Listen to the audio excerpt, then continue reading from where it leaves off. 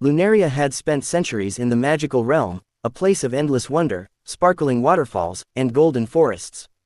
But to her, it was boring. The same spells, the same fairies, the same traditions. Every day was predictable, and adventure felt like a distant dream.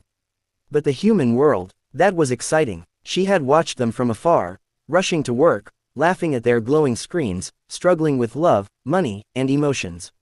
Humans were unpredictable, messy, and utterly fascinating. And Lunaria wanted to be one of them. So, one night, under the glow of the silver moon, she made a decision. She would leave fairyland and live as a human. With a whisper of ancient magic, she shrunk her wings until they disappeared, tucked away her fairy dust, and stepped through the veil between worlds. The moment she arrived in the human city, she realized she had made a terrible mistake. The air was thick with smoke, the streets were loud with honking machines, and the sky was dull and gray. It was nothing like the peaceful meadows of fairyland. People rushed past her without so much as a glance, and she suddenly felt very, very small. Then, a blaring horn nearly sent her flying.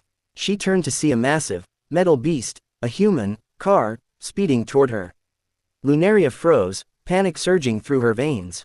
But before disaster struck, someone yanked her onto the sidewalk. "Are you crazy? You almost got hit." Lunaria blinked up at a girl with curly brown hair and wide, concerned eyes. I got lost," Lunaria stammered, still shaken. The girl sighed. "You're new here, aren't you? Come on, let's get you some coffee." And just like that, Lunaria made her first human friend. Lunaria quickly learned that being human was hard. For starters, she had no idea how to use money. The first time she walked into a cafe, she handed the cashier a single golden fairy coin. The poor man nearly fainted. Then there was food. Fairy food was light, magical, and never too hot or cold.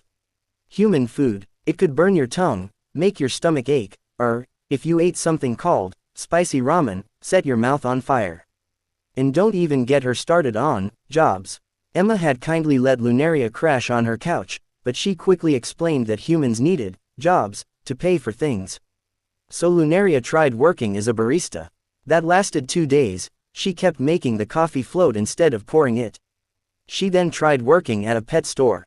That was even worse. The animals loved her too much, and every time she walked in, birds and dogs swarmed her, creating chaos. Her third attempt, babysitting. That was when she realized human children were far scarier than dragons. Through all of this, Emma remained patient. "You're different, Lunaria," she said one night. "Like you don't belong here, but you're trying anyway." Lunaria hesitated. Should she tell Emma the truth? No, humans didn't believe in fairies anymore. If they found out, they'd probably lock her in a lab. But her biggest challenge wasn't jobs, money, or food. It was Mr. Thompson. Mr. Thompson was the landlord of Emma's apartment building, and he did not trust Lunaria. From the moment she moved in, he had his eye on her. "Something's not right about you," he muttered. "I don't know what, but I'll find out." Lunaria tried to act normal, but it was impossible. She accidentally made the plants in the lobby grow 10 feet overnight. She forgot that humans couldn't float and had to pretend she wasn't hovering while changing a light bulb. And one unfortunate morning, Marco, Emma's mischievous neighbor, walked in on Lunaria talking to a bird, and the bird answering back. You're a witch." Marco gasped. Lunaria panicked. "No, I'm a magician." Marco's eyes widened. "That is awesome." To her horror, he started following her around, convinced she was some secret wizard. She tried to ignore him, but Marco was relentless. Then came the day Mr. Thompson almost caught her. It was a regular evening, and Lunaria was practicing a small levitation spell when the landlord barged into the apartment. "What's going on in here?" he demanded. Lunaria barely managed to land before he saw her hovering. Nothing. Just yoga." Mr. Thompson narrowed his eyes. "I know you're hiding something. And I'll prove it." Lunaria gulped. If she wasn't careful, she'd be exposed. And if humans found out fairies were real, she had no idea what would happen. One night, disaster struck. Emma had fallen sick with a terrible fever. She was shivering, coughing, too weak to even move. The doctors said it was a virus, but no medicine was helping. Lunaria couldn't stand it anymore. She broke the #1 rule of the fairy world. She used magic in front of a human. She placed her hands over Emma's forehead, whispering ancient fairy words. A soft golden glow surrounded Emma, and within seconds, her fever vanished. Her breathing steadied, her skin warmed.